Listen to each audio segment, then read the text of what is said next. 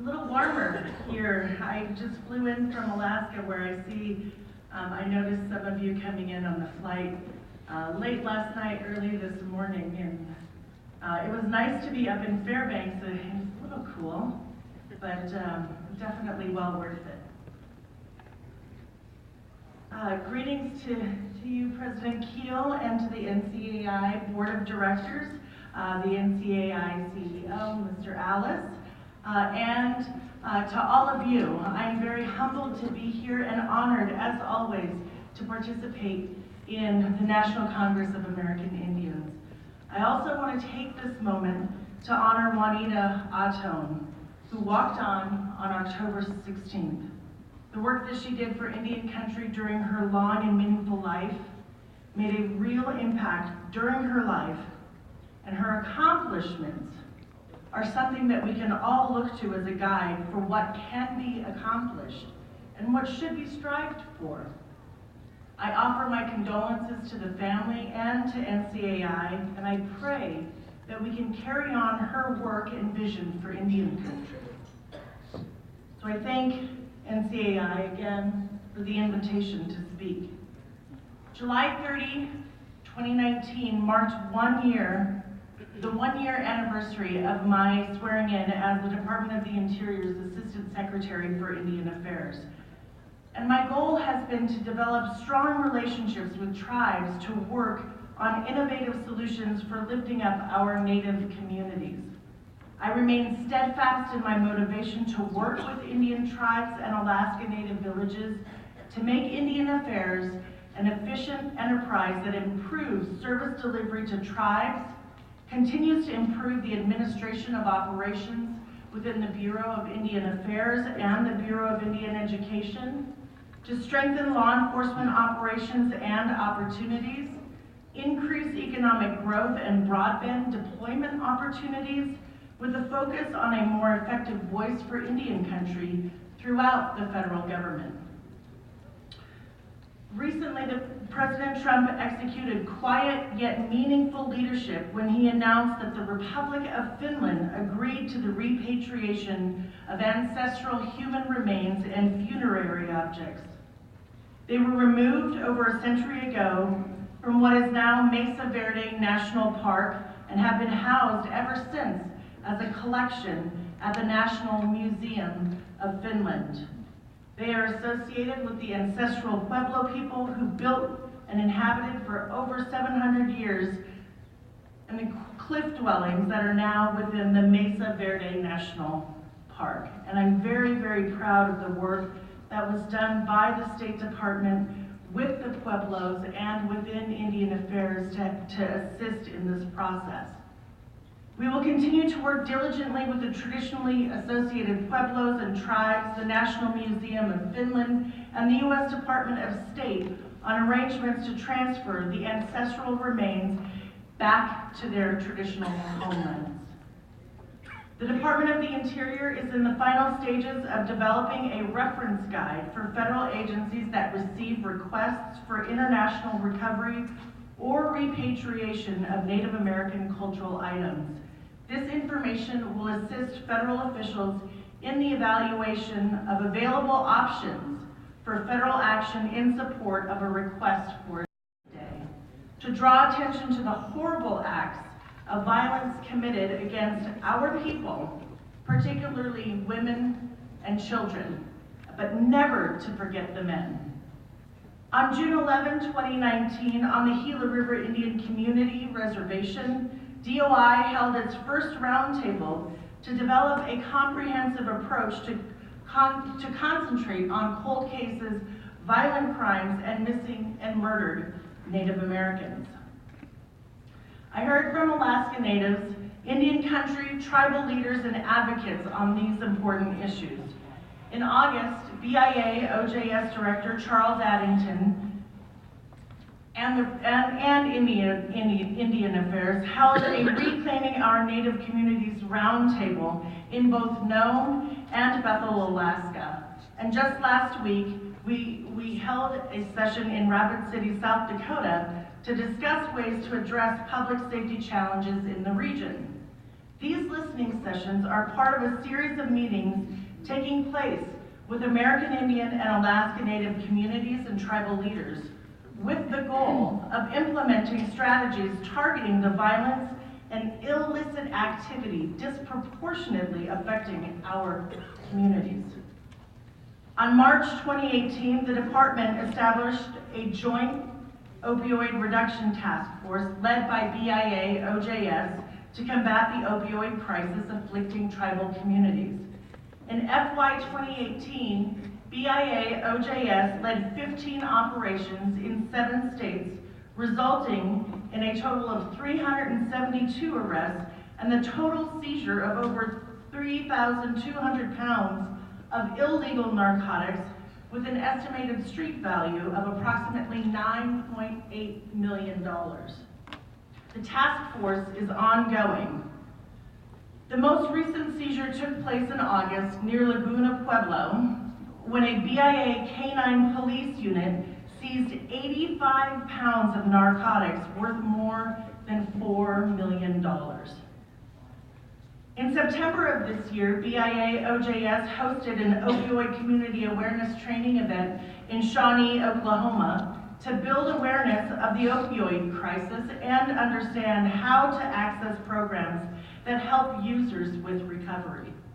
In that same month, BIA OJS and tribal law enforcement took part in human trafficking training co-hosted by the Blue Campaign and OJS District 1 in Aberdeen, South Dakota. And it was focused on identifying and combating human trafficking in rural America and Indian country. Also in August, OJS held the 2019 inaugural Indian Country Public Safety Summit for tribal leaders, Indian Country chiefs of police, tribal judges, and tribal prosecutors, and it was focused on identifying and coordinating public safety resources for Indian Country and to discuss their public safety priorities with federal partners. DOI continues to work with the U.S. Department of Justice and other federal partners to increase law enforcement and prosecutors' attention to Indian Country cold cases and violent crimes and missing and murdered Native Americans. Also to identify and prosecute offenders and bring justice to violent crime victims and their families. On September 23 and 24, we hosted the first ever National Tribal Broadband Summit at the Main Interior Building in DC. This summit brought tribes together with broadband industry and relevant federal agencies to find solutions for examining the details of the grant, and the solicitation will be available soon on grants.gov. The group formed to address the broadband initiative across all federal agencies and was tasked to revisit their processes in an effort to streamline them for better service to those communities that would benefit. BIA, which participates in this broadband effort, has identified leasing and easement issues that can be improved along with the time frames for processing and approving leases and easements. Areas of improvement are standardizing the lease or permitting form, providing the public with forms and processes in a public venue like the internet, improving the consent and notification process by landowners. The department has been working on easing the regulatory burden on tribes in a number of areas, while continuing to seek other ways of reducing or eliminating regulatory obstacles to agency or tribal administration of BIA and BIE programs.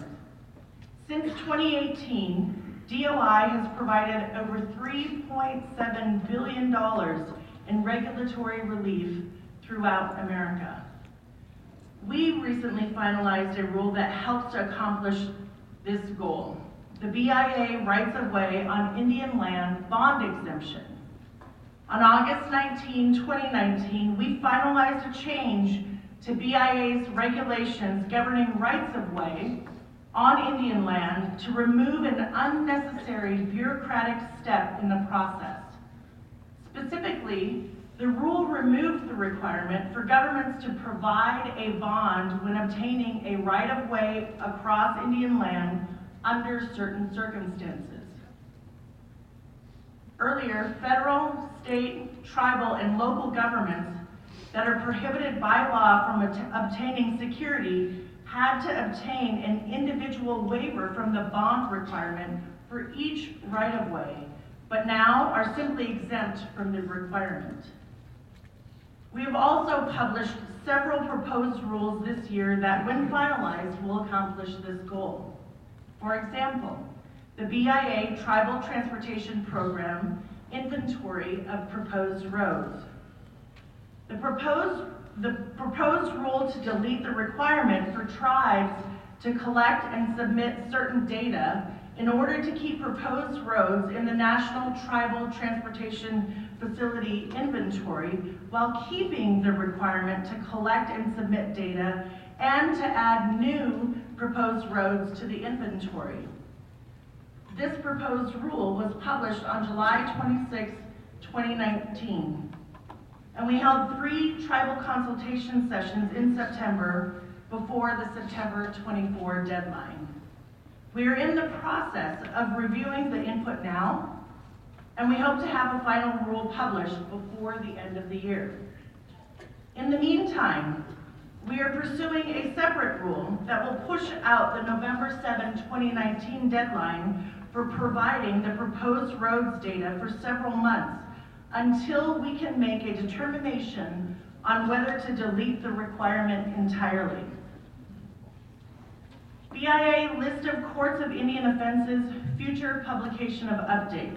This summer, we published a proposed rule revising the section of BIA regulations listing the areas of Indian country with CFR courts to allow BIA to publish updates to the list in the Federal Register and on the BIA website in lieu of a rulemaking. This change will keep tribal members and the public better informed on the current status of CFR courts. We anticipate this final rule will publish this week. BIA Tribal Energy Resource Agreements, or TERAs. In July, we published a proposed rule streamlining the process for obtaining TERAs and establishing a new alternative to TERAs. We've incorporated feedback from the consultation sessions and anticipate the final rule will be published in the next week or two.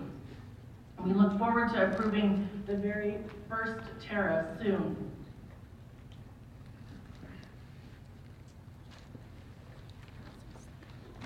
BIE standards, assessments, and the accountability system. The proposed rule for implementing the Secretary's obligation to define the standards, assessment, and accountability system consistent with the Every Student Succeeds Act for BIE-funded schools. The proposed rule was published on July 10, 2019. 6 tribal consultations were held in July, and the deadline for written comments was August 9. We anticipate the final rule will be published before December. BIE education contracts under the Johnson O'Malley program. The proposed rule updates the BIE's JOM program regulations to implement amendments to the JOM Act as amended to clarify the eligibility requirements for Indian students to receive the benefits of a JOM contract, to clarify the funding formula and process to ensure full participation of contracting parties, to otherwise reconcile and modernize the rules to comport with the activities of the contracting parties under the Act as amended, and to make them more reader-friendly. Now that paragraph was written by an attorney. The proposed rule was published on June 27, 2019. 4 tribal consultation sessions on it were held in July, and the deadline for written comments was August 26, 2019.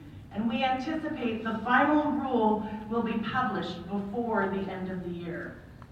Now this morning, we held a listening session on the department's revisions to its regulations implementing the Buy Indian Act. And the biggest updates would eliminate the restriction that prevents construction contracts from being set aside for Indian economic enterprises.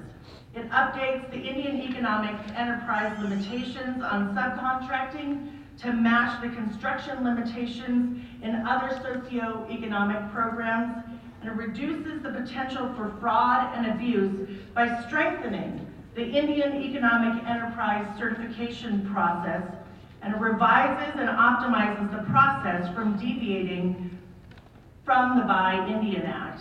And finally, it gives maximum preference to Indian-owned small business economic enterprises and Indian economic enterprises. To address the Bureau of Indian Education's growing school construction backlog and to improve the physical learning environment for BIE students, the department has recently used an innovative approach to fund new school construction. And many of you may have heard of this. The DOI and the Gila River Indian community began an innovative partnership which resulted in a first-of-its-kind approach to new school construction. The community financed the construction costs to replace an existing BIE school. It will lease back the new facility to the BIE through a commercial lease. Congress appropriated funding in the FY 2019 budget to begin this pilot program and enable DOI to make the necessary lease payments. On July 18, 2019, I signed the lease with the Gila River Indian community with the Governor, Stephen Lewis. This out-of-the-box solution has led to a state-of-the-art, culturally appropriate school for over 500 Gila River K-8 students who began the school year 2019-2020 on August 1st in their new school, and it is absolutely beautiful. We are looking at this approach as a way to replace outdated BIE school structures that are often over 100 years old, and we invite other tribes with BIE schools needing replacement to study and consider partnering with DOI on this new construction financing approach. In an effort to promote self-determination, economic development, and Indian housing, under my leadership, the BIA has accepted over 29,600 acres of land into trust for tribes. Earlier this month, I also approved 2 separate fee-to-trust applications to take land into trust for the Pawnee Nation of Oklahoma and the Agua Caliente Band in California. Additionally, on October 7, I signed a secretarial determination of record of decision for the Tule River Indian Tribe's Eagle Mountain Casino Relocation Project, which announces that gaming on approximately 40 acres of the Air Park site in the city of Porterville would be in the best interest of the tribe and not detrimental to the surrounding community. I sent the secretarial determination over to Governor Newsom for his concurrence. A decision to acquire the approximately 40-acre parcel into federal trust will be made at a later date when Governor Newsom concurs with the secretarial determination. As part of Interior's ongoing work to reorganize operations to maximize government efficiency and use of taxpayer dollars, and in consideration of the feedback received through the consultations, the department plans to reorganize the Office of Special Trustee within the Assistant Secretary for Indian Affairs within my hallway. This change will improve communication and coordination between the BIA and OST for more effective delivery of services to Indian country. The reforms that have been realized through OST, the higher standard of care and best practices necessary for fulfilling the Secretary's trust responsibility must be institutionalized and made permanent. This transition facilitates that important goal. The reorganization maintains all of OST functions intact within my hallway. The department plans to implement the new organizational structure in FY 2020. This initiative was proposed in the FY 2019 and FY 2020 President's budget and approved in FY 2019. Signing the secretarial order to realign OST intact under my hallway is the final stage. DOI is planning to continue reporting to Congress on the status of OST pursuant to the Indian Trust Reform Act. Our latest update is under review by DOI senior leadership, and we expect that we will send it to Congress shortly. I'm proud to represent Indian affairs within the Trump administration. The President has assembled a strong team throughout the government to focus on the trust responsibility and treaty obligations to Indian country, as well as Native American community improvement. And that can be demonstrated through the appointment of Tyler Fish, who is now the tribal liaison for the White House and is situated appropriately so at the White House. I've worked hard to build a strong team within Indian Affairs. Since becoming Assistant Secretary, I've made two important appointments to the vacant leadership positions that existed in the Bureau of Indian Affairs when I first came on board. Jonna Blackhair, a member of the Chippewa Cree tribe in Montana, will serve as the Deputy Bureau Director for Trust Services at the Bureau of Indian Affairs headquarters in Washington, D.C. She became permanent on September 15th. Patricia Mattingly, I know that you're here. Can you please stand up? Of Okeowinga Pueblo in New Mexico and the 3 affiliated tribes of the Fort Berthold Reservation in North Dakota will serve as the Regional Director of the Bureau's Southwest Regional Office in Albuquerque, and her appointment was effective November 30th. So welcome to the team.